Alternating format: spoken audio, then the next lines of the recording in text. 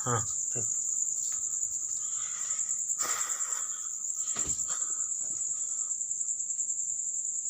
Hello viewers, आपका इस channel में स्वागत है। मैं आज आपको इस वीडियो में राज्य के नीति निर्देशक सिद्धांतों से जुड़े महत्वपूर्ण तथ्यों के बारे में जानकारी देंगे।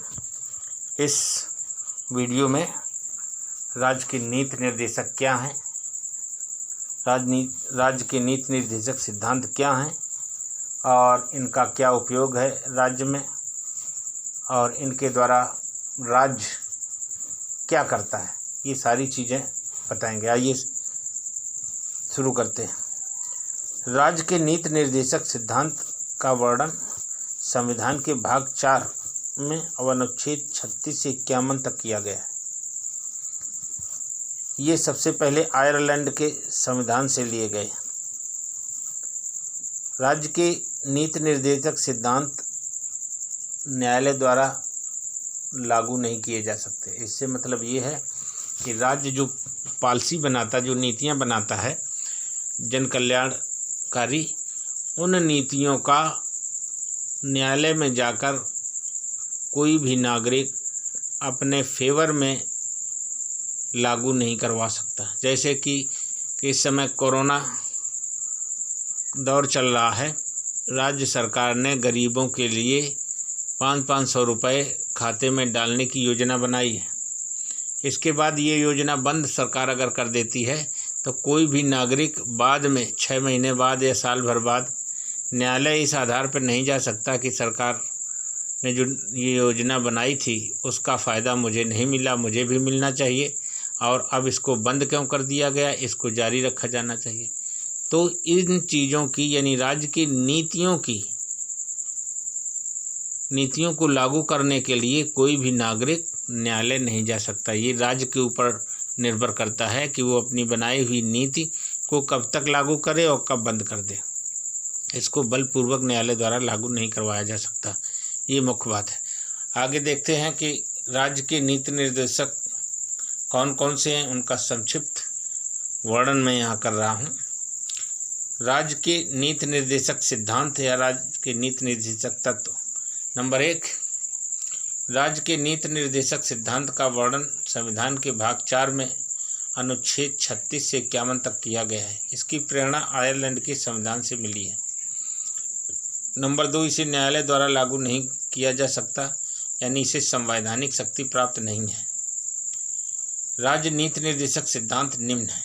नंबर 1, अनुच्छेद 38 कल्याण की अभिवृद्धि के लिए सामाजिक व्यवस्था बनाएगा जिससे नागरिक को सामाजिक, आर्थिक एवं राजनीतिक न्याय मिलेगा।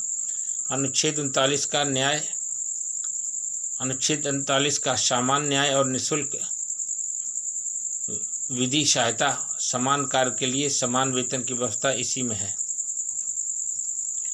अनुच्छेद 39 खा सार्वजनिक धन का स्वामित्व तथा नियंत्रण इस प्रकार करना ताकि सार्वजनिक हित सर्वोत्तम साधन से हो सके। सार्वजनिक हित का सर्वोत्तम साधन हो सके। अनुच्छेद 39 गा धन का समान वितरण। अनुच्छेद 40 ग्राम पंचायतों का संगठन। अनुच्छेद 41 कुछ दशाओं में काम, शिक्षा और लोक सहायता पाने का अधिकार। अनुच्छेद 42 काम की न्याय संगत और मानवोचित दशाओं का तथा प्रसूति सहायता का उपबंध। अनुच्छेद 43 कर्मकारों के लिए निर्वाचन, मजदूरी एवं कुटीर उद्योग को प्रोत्साहन। अनुच्छेद 44 नागरिकों के लिए एक समान सिविल संहिता। अनुच्छेद 46 अनुसूचित जातियों, अनुसूचित जनजातियों और अन्य दुर्बल वर्गों की शिक्षा और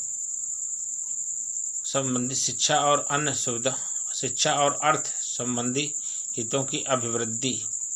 अनुच्छेद 47 पोषाहार स्तर, जीवन स्तर को ऊंचा करने तथा लोक स्वास्थ्य का सुधार करने का राज्य का कर्तव्य।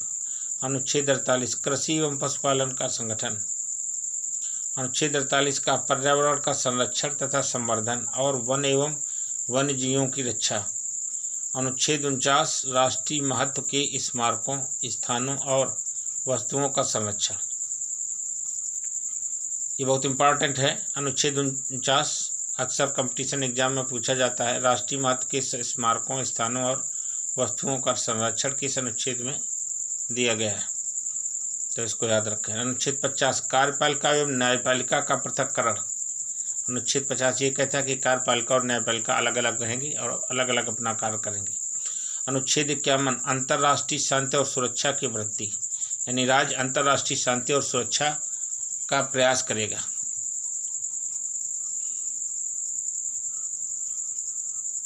सुरक्षा का प्रयास करेगा।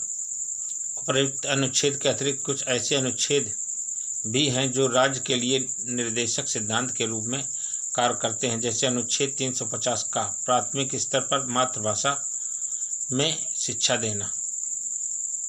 अनुच्छेद 351 हिंदी को प्रोत्साहन देना।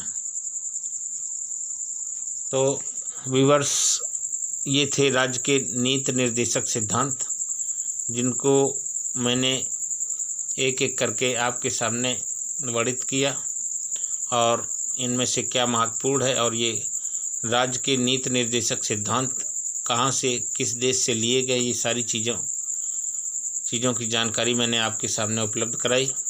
उम्मीद करता हूँ कि ये वीडियो आपको पसंद आएगा, और पसंद आता है तो इसको लाइक करना, सब्सक्राइब करना और बेल बटन दबाना मत भूलें, ताकि हमारी आगे आने वाली वीडियो आपके पास सीधा नोटिफिकेशन पहुंच सके। इसी के साथ आपसे इजाज़त चाहता हूं। अगली वीडियो में फिर आपकी सेवा में हाजिर होऊंगा। नमस्कार, जय हिंद।